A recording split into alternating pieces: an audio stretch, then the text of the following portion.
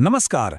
हिंदी के वाक्यों को पढ़ते हुए कभी ऐसा महसूस होता है कि शब्द तो सारे समझ आ गए, पर पूरी बात पकड़ में नहीं आई।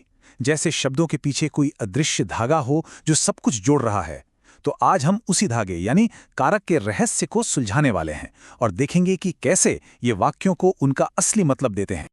ये जो पंक्तियां स्क्रीन पर हैं, ये सिर्फ एक कविता नहीं है। ये हिंदी व्याकरण की एक तरह से मास्टर की हैं। एक बहुत ही पुराना और स्मार्ट फॉर्मूला जिसमें कारक का पूरा सिस्टम छिपा हुआ है। सदियों से लोग इसी एक दोहे से कारक के 8 भेदों को याद करते आए हैं और यही हमारी आज की बातचीत का आधार बनेगा। तो असल में ये कारक चीज क्या है? देखिए, ऐसे किसी मुश्किल नियम की तरह बिल्कुल मत देखिए। ये बस शब्दों का, आप कह सकते हैं, जॉब डिस्क्रिप्शन है। वाक्य में जो भी मेन काम हो रहा है, यानी जो क्रिया है, उसके साथ हर शब्द का क्या रिश्ता है। भाई, कौन काम कर रहा है, किस पर असर हो रहा है, किसकी मदद से हो रहा है। बस इन्हीं सवालों का जवाब हमें कारक से मिलता है। चलिए अपनी इस खोज की शुरुआत करते हैं उस तिकड़ी से जो हर काम की जान होती है। जरा सोचिए, किसी भी काम के लिए 3 चीजें तो जरूरी हैं ही। एक तो करने वाला, दूसरी वो चीज जिस पर काम हो, और तीसरा कोई औजार। बस व्याकरण की भाषा में इन्हीं को कहते हैं कर्ता, कर्म और करण। तो ये तिकड़ी काम कैसे करती है? बहुत आसान है। कर्ता यानी काम करने वाला, इसकी पहचान है ने। फिर आता है कर्म यानी जिस पर क्रिया का सीधा असर पड़े, जिसकी पहचान है को। और आखिर में करण यानी काम का साधन या जरिया, जिसकी पहचान है से। है ना बिल्कुल सीधा और सरल सिस्टम? जैसे इस वाक्य को देखिए, राम ने पत्र लिखा।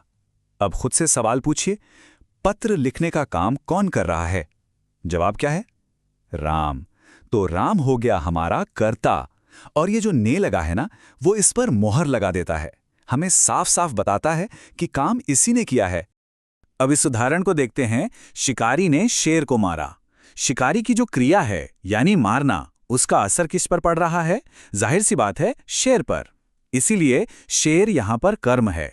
क्रिया का जो सीधा सीधा फल था वो शेर को भुगतना पड़ा। और अगर वाक्य है वह कलम से लिखती है, तो यहां सवाल बनता है, लिखने का काम किस चीज की मदद से हो रहा है? जवाब है कलम से। तो कलम यहां सिर्फ एक चीज नहीं, बल्कि क्रिया का साधन है, एक टूल है। और यही तो भूमिका है करण कारक की। चलिए अब एक्शन तिकड़ी से आगे बढ़ते हैं और अगली जोड़ी को समझते हैं। ये कारक उन सिचुएशंस के बारे में बताते हैं जहां या तो कुछ दिया जा रहा है या फिर कोई चीज किसी से अलग हो रही है। इस जोड़ी को जरा ध्यान से समझिए।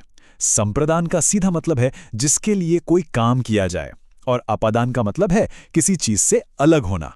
अब देखिए, यहां एक छोटा सा कंफ्यूजन पॉइंट आता है, से चिन्ह। लेकिन हमेशा याद रखिए, अपादान वाला से हमेशा जुदाई या अलगाव की ही बात करता है। इस वाक्य में मिठाई लाने का जो काम हुआ है वो किसके लिए हुआ है? बच्चों के लिए। तो संप्रदान कारक हमें क्रिया का मकसद, या कह लीजिए कि उसका फायदा उठाने वाला यानी लाभार्थी बताता है। यहां मिठाई का लाभ बच्चों को मिल रहा है। अब ये देखिए, पेड़ से पत्ता गिरा। यहां क्या हो रहा है? पत्ता पेड़ से अलग हो रहा है। ये से उस कलम से वाले से एकदम अलग है ना? और एक मजेदार बात बताऊं, ये कारक सिर्फ अलगाव नहीं बल्कि डर या तुलना भी दिखाता है। जैसे वह सांप से डरता है, यहां भी तो मन में एक तरह की दूरी या अलगाव का ही भाव है। और अब आते हैं हमारी आखिरी तिकड़ी पर। ये वो कारक हैं जो वाक्य में असल जान डालते हैं, उसे पूरा का पूरा कॉन्टेक्स्ट देते हैं। ये हमें बताते हैं किसी का रिश्ता, काम की जगह या समय, और किसी को पुकारने का तरीका। इनका काम समझना तो बहुत ही आसान है। संबंध कारक का, के, की जैसे चिन्हों से चीजों या लोगों के बीच का रिश्ता बताता है। अधिकरण में और पर का इस्तेमाल करके हमें क्रिया का स्टेज बताता है, यानी वो कहाँ या कब हो रही है। और संबोधन तो सबसे आसान है, हे, अरे जैसे शब्दों से बस किसी का ध्यान खींचता है। वाक्य है, यह राम का घर है। यहां ये का शब्द क्या कर रहा है? ये राम और घर के बीच एक रिश्ते का, एक मालिकाना हक का पुल बना रहा है। यह हमें बता रहा है कि भाई घर किसका है। यही संबंध कारक का काम है। पक्षियों के बैठने की जो क्रिया है, उसका आधार क्या है, उसका बेस क्या है? पेड़। क्रिया कहाँ हो रही है? पेड़ पर। तो अधिकरण कारक हमें क्रिया के होने की जगह या फिर समय बताता है। जैसे वो रात में पड़ता है। जब भी हम किसी को पुकारते हैं या उसका ध्यान अपनी तरफ खींचना चाहते हैं तो संबोधन कारक का इस्तेमाल होता है। जैसे यहाँ हे राम कहकर भगवान को पुकारा जा रहा है। सिंपल।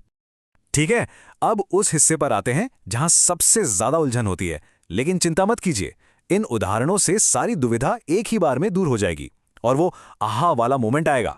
यहां देखिए, दोनों वाक्यों में से है, पर मतलब में जमीन आसमान का फर्क है। वह कलम से लिखता है, में से का मतलब है कलम की मदद से, ये एक साधन है।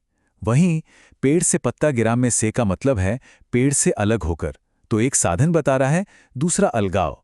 बस यही छोटा सा फर्क याद रखना है। ये एक और बहुत कॉमन कंफ्यूजन है, को का इस्तेमाल।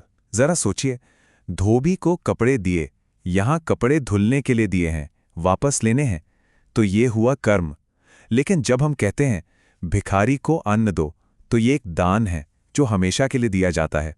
तो नियम ये है, जब देने का भाव परमानेंट हो, जहां कुछ वापस नहीं आना, तो वो हमेशा संप्रदान कारक होता है। तो इन सभी उदाहरणों को देखने के बाद हमने असल में क्या सीखा? चलिए इस पूरी बातचीत का सार एक जगह देखते हैं। तो इस पूरी जानकारी का निचोड़ क्या है? बहुत सिंपल है। कर्ता का ने, कर्म का को, करण का से जो साधन है, और अपदान का से जो अलग करता है। संप्रदान के लिए संबंध का की, अधिकरण में पर, और संबोधन का हे। बस यही है वाक्यों के अंदर छिपा हुआ पूरा नक्शा। तो अब आखिरी सवाल यह है कि क्या अब हर वाक्य में छिपे इन रिश्तों को पहचाना जा सकता है? अगली बार जब कुछ भी पढ़ें तो सिर्फ शब्द मत देखिए, उनके बीच काम कर रहे इन कारकों को देखने की कोशिश कीजिए। आप पाएंगे कि अब आप भाषा को सिर्फ पढ़ नहीं रहे हैं, बल्कि उसे महसूस कर रहे हैं।